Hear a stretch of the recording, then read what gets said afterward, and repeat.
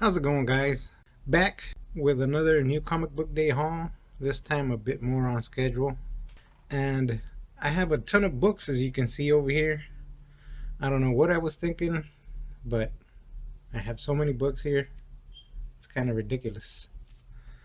So from the top of the stack, I have Black Hammer number 11. Probably the only Jeff Lemire book that I really want to read right now.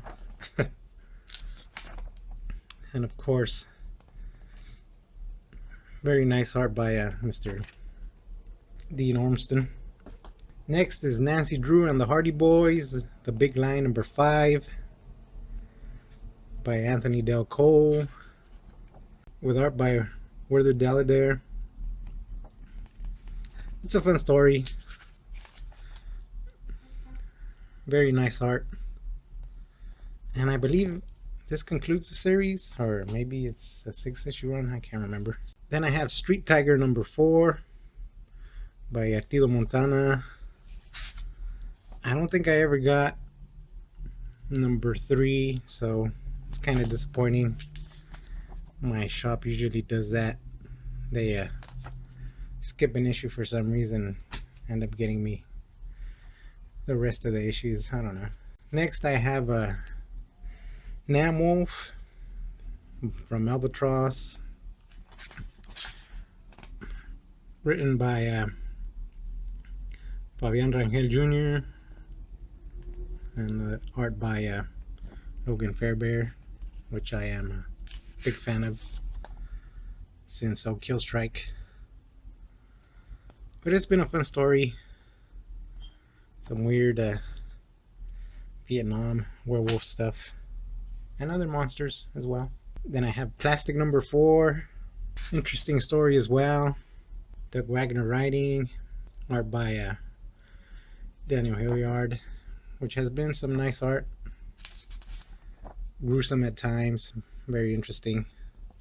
And then Packless number 3. This went down to $3.99, which is a good thing and a bad thing because it's kind of a thin issue.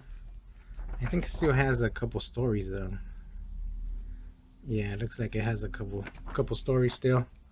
So it's still kind of an anthology. Still some great stuff by Dustin Weaver. Then I have a Beautiful Canvas number 2. This is a Black Mask book. Art by Sammy Cavilla, with a story by Ryan K. Lindsay. The first issue was kind of interesting. It kind of throws a couple gems into the whole story, so it was intriguing to say the least. But yeah, we'll see what this second issue gives us. Then I have The Girl with the Dragon Tattoo number 2 from Titan. This is still $6, but it is a pretty thick issue. It's written by Sylvian Runberg and art by Holmes. And I guess I don't mind the price tag because it is a pretty well drawn book, and it is only 2 issues. I believe they take the movie or the adaptation of the book, whatever it is, and they chopped it up into two issues of 2 comic book issues. So it's not too bad unless you continue getting the other adaptations to the other books. I guess I think they're probably all going to be 2-issue runs. I don't know. Speaking of pricey books, I have Teenage Mutant Ninja Turtles Usagi Yojimbo, and this is an $8 book, which is kind of surprising, but it is Stan Sakai, so it is kind of disappointing to see the work in color because usually when I think of Sakai's work, it's mostly in black and white. But I was happy to pick this up. It is only a one-shot, so. Then I have a couple more number 1s. I have John Carpenter's Tales of Science Fiction. This is from Storm King Comics. And I'm guessing it's just random stories, random sci-fi stories. And the comic is written by James Nines. Pencils and inks by Andrew Esparza, which I thought was pretty cool. The art kind of reminds me of Juan Jimenez's stuff on the Meta Barons. If the Meta Barons had a bunch of black borders, I guess. But yeah, I thought the art looked interesting, and so I thought I'd give it a shot. Then I have some Volt comics. I have Jaquan, so Jaquan, the first issue to the series, written by Colin Kelly and Jackson Lansing, and art by Nathan Gooden, I guess. I have no idea what this is. I think it was some kind of a fantasy story, something or other. I just put it on my pull list because it was a #1 from Bolt. Same with this one, Alien Bounty Hunter, another #1. So I figured I'd give them a shot. This one's written by Adrian Wazel, Adrian Wazel, and David Boer, with art by Nick Robles, I guess. Seems the creators have some interesting names to get through. But like I said, I thought I'd give it a shot, being a #1 from Bolt Comics. And do they have gatefold covers? Both of them? Sort of, maybe. Yeah, they do. And that's what's kind of interesting about Bolt. They always have some pretty high quality covers on them. And here I have an interesting book, I would say. It's Shirtless Bear Fighter #2. The first one was funny, I have to say, laugh out loud funny. But I don't know if I want to continue the series just for the laughs. It's kind of a newspaper strip story for me. I don't know. But I figured I'd pick up the second issue. Why not? And another second issue, Croak. This is from Alterna Comics. And I believe this was going to be a 2-issue run or a 3-issue run. I can't remember. But the first one was interesting. You have this group of teens driving into the woods, camping, of course, and they just end up in the wrong place at the wrong time. But it was pretty good.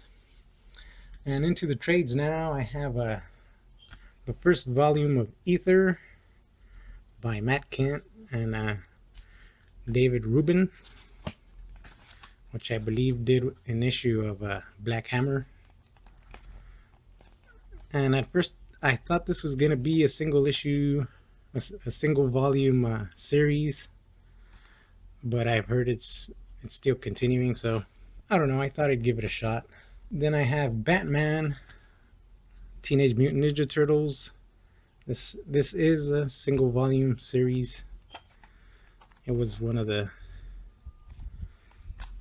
I guess, limited series by DC, with art by what's his name?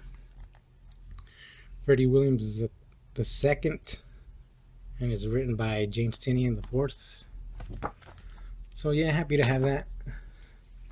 Then I have Sombra, another single volume series by Justin Jordan, and I'm guessing Raul Trevino is doing the art.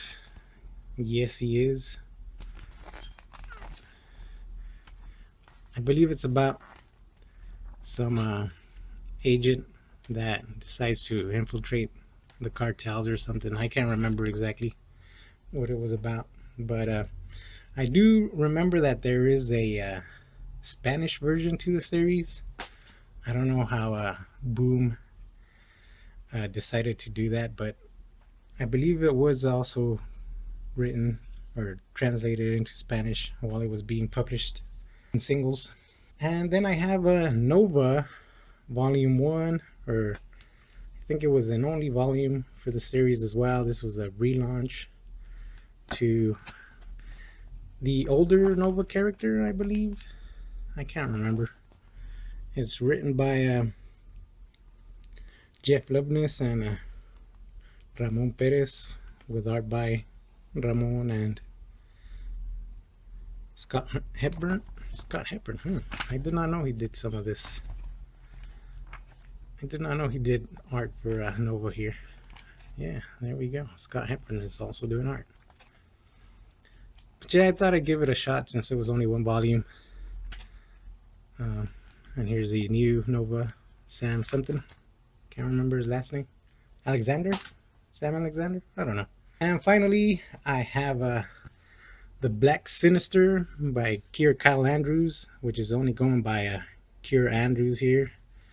And Troy Nixie on art. And I do like how Andrews does his story, so I figured I'd give this one a shot. It is kind of pricey for but it is a hardcover, I guess. Kind of pricey, $9.99 for basically a single issue of story, almost, or 2 issues. I don't know. But that was the haul for what is it? The last week of July. Whole new month next week. Hope everyone got some good stuff for this month. And thank you very much for watching.